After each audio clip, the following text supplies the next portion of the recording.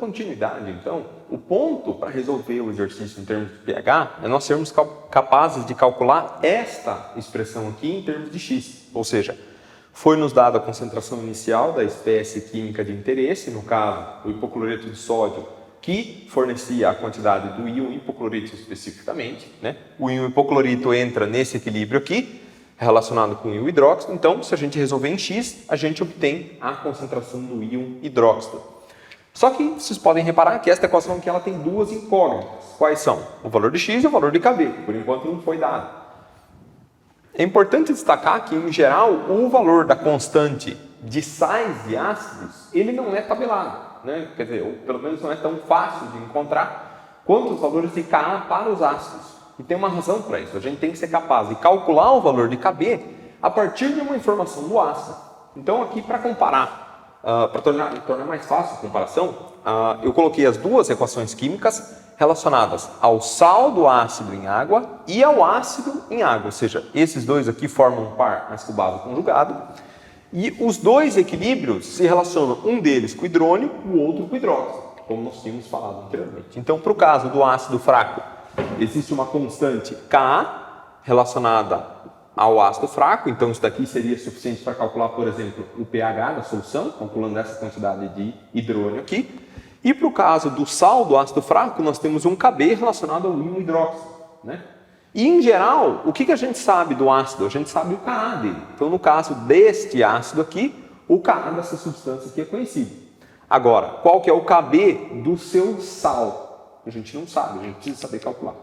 Então, por exemplo, se eu fizesse aqui o valor de Ka vezes Kb, né? Imagine, podem fazer no papel, né? A multiplicação desta expressão aqui por essa. Significa fazer a multiplicação de todo esse corpo aqui por isso aqui. Então, vocês vão reparar que eu tenho hipoclorito em cima, aqui, e eu tenho hipoclorito embaixo, eles vão se cancelar. Eu tenho ácido hipocloroso embaixo, eu tenho ácido hipocloroso em cima, eles vão se cancelar. Então, no momento em que eu faço essa multiplicação aqui, o que vai restar? Vai restar o hidrônio, que não tem ninguém para cancelar aqui embaixo, e vai restar o hidróxido, que não tem ninguém para cancelar aqui em cima. Ou seja, isso daqui vai dar hidrônio vezes hidróxido, e nós sabemos que a única constante de equilíbrio que tem esta expressão aqui, hidrônio vezes hidróxido, qual é? É o Kw, a constante do produto iônico da água. Então, quer dizer, por que não se tabela o Kb dos sais dos ácidos fracos? Justamente porque é simples calcular. Se eu quiser o valor do Kb, né? Kb é simplesmente Kw sobre Ka, e o Ka a gente conhece. Então, o Kw, ele sempre vai ser o valor de 1/10 a menos 14, né? A menos que a gente esteja fora dos 25 graus Celsius, mas é uma situação muito atípica nós estarmos fora dos 25 graus Celsius. Pelo menos na química teórica, né? Na química geral teórica, exercício de livro, a ampla maioria dos casos, a gente vai estar tratando da temperatura ambiente, então esse Kw aqui pode ir na fé que vai ser 1/10 a menos 14. E o Ka do ácido, nós temos que procurar numa tabela. No caso específico deste ácido, o Ka é 4 vezes 10 a menos 8. Então, fazendo essa divisão aqui, nós encontramos o seguinte valor para o Kb. 2,5 vezes 10 a menos 7. Né? Então, fazendo essa divisão aqui, nós encontramos esse valor do Kb. 2,5, 10 a menos 7. E agora que eu tenho o valor do Kb, eu posso resolver essa equação aqui.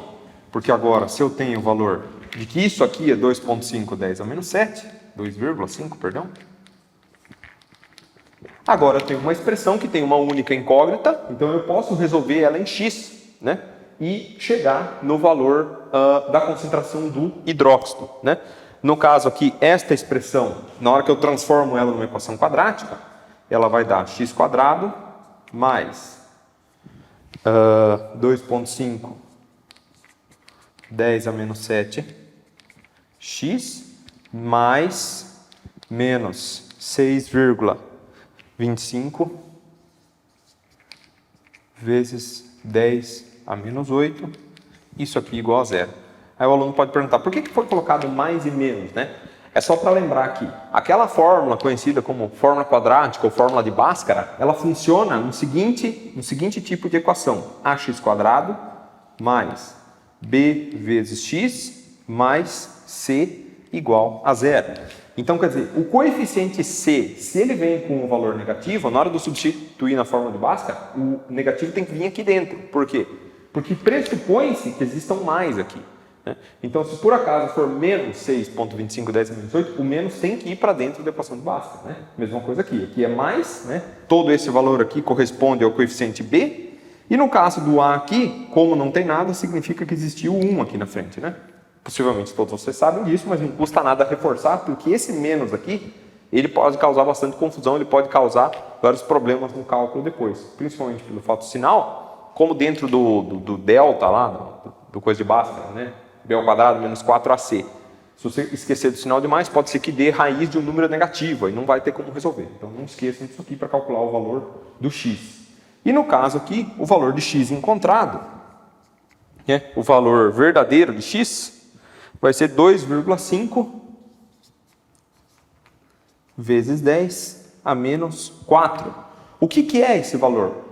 Se vocês recordarem do momento imediatamente anterior a este quadro aqui, x era a concentração do hidróxido no equilíbrio, ou seja, isso daqui é a concentração do hidróxido. Né? Então, em outras palavras, a partir desse valor eu posso calcular o quê? O POH, então o POH aqui, ele vai ser o menos log desse valor aqui, menos log de 2,5, 10 a menos 4, POH 3,60. E no caso aqui embaixo, o pH, então, será 10,40. Então, exatamente como previsto, nós fizemos uma solução de um sal de um ácido fraco e o pH deu acima de 7, ou seja, deu um pH básico, como a gente tinha dito. O ácido fraco abaixa o pH, o sal do ácido fraco ergue o pH. Por quê? Porque ele vai liberar hidróxido ao invés de estar liberando hidrônio. Então, quanto mais fraco for o ácido, maior vai ser a força comparativa da sua base. Então, vocês podem reparar que aqui, o ácido tem constante 10 a menos 8, o seu sal tem constante 10 a menos 7. Ou seja, nesse par ácido-base conjugado, a base conjugada hipoclorito é mais forte comparativamente do que o ácido da onde ela vem. Né? Por quê? Porque quando você tem uma constante de ácido abaixo de 10 a menos 7, significa que aquele ácido é menos ácido do que a água. Ou seja, a água teria um 10 a menos 7. Então, se ele é menos ácido que a água, significa que ele tem que ser mais básico do que a água. Logicamente, maior do que um 10 a menos 7. Então, quer dizer, quando você tem forças muito próximas ali, elas tendem a se equiparar, né? Mas se o ácido vai ficando mais forte, a sua base vai ficando mais fraca e a recíproca é verdadeira. Se o ácido vai ficando mais fraco, a base conjugada tende a ficar comparativamente mais forte. Então é importante conhecer as duas situações na hora de calcular o pH da solução. Lembrando também que, em geral, não é dado esse valor de Kb para o sal do ácido. Você tem que procurar o valor do Ka daquele ácido e junto com o Kw você determina o Kb, certo? Então, se chegar num exercício desse e de repente, está faltando dados, né? Não foi dado o Kb.